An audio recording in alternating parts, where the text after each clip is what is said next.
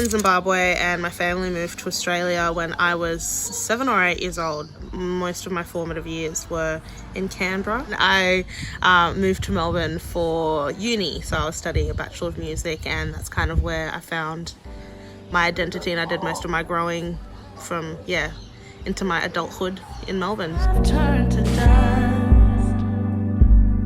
My career started as a teacher. I was a performance and vocal coach for a few years. I started moving into PR a couple of years after that, and I spent a few years going around PR and a lot of events. After working in events for a couple of years, I transitioned into the role that I'm currently working on now, which is organising community engagement programs which are largely involved with music education, and that has been a really great, 360 of all the roles that I've done in my life.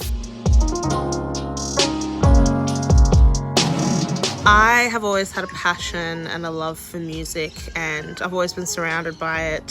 So when I finished year 12, I told my parents that I was going to take my gap year in Melbourne to study a music course and just do it as a diploma, and I never left, and I just kind of found my way in it. I think because I'd always known that I wanted to be a musician, it's just something that I just kind of made happen. I didn't allow myself any other options though.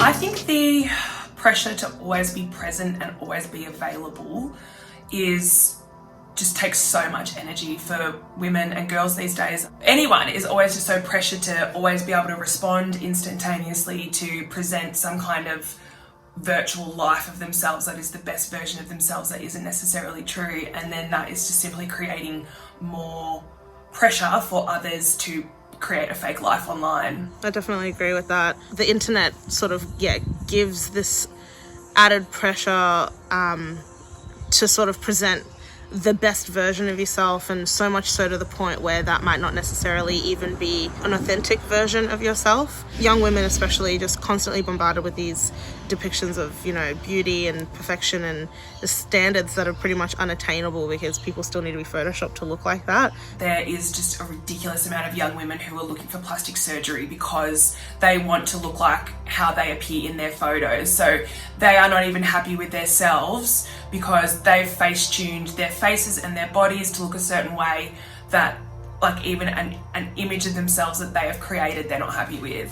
I worry about my daughter, and I'm thinking what kind of childhood is she going to have? I just kind of grew up with a sense of I thought that I was the best looking person in the room every time I walked in a room. I don't know. Self-esteem was through the roof, and I just felt really good about myself because I was always raised to love myself and to not compare myself and what I have and what I don't have to people around me, because everybody has a different set of circumstances.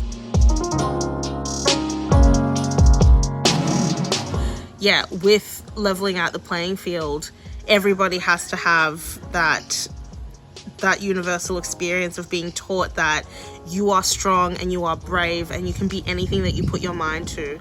I think as I came into adulthood and got confronted with the idea that people are desirable or less desirable because of something that they can't control. And a lot of my friends were either white or Asian because I was the only black person at my school. So because I was kind of that shiny new toy and people had never been around a black person before, that was awesome for me because I was like, all right, cool. I've got all this cool attention. People are like, wow, your hair's really great. Oh, I love how your skin is glowing in the sun and all this stuff. So I had it was really positive for me. And I think it wasn't until I became aware of, things like racism and colorism and, people not necessarily being treated the same way or being treated less than because of how they physically present. I started to sort of notice things like that happening all around me. When I became aware of that, I started to make an active effort to try and include more diverse people in things like my video clips or in my bands or in my lineups for gigs, because you can't be what you can't see. And I think in order for the next generation to be able to come up and see that, this is something that I can do, this is something I can see myself doing, they need to be able to see themselves. 'Cause I put in the work, I swear I'll do that over time, please.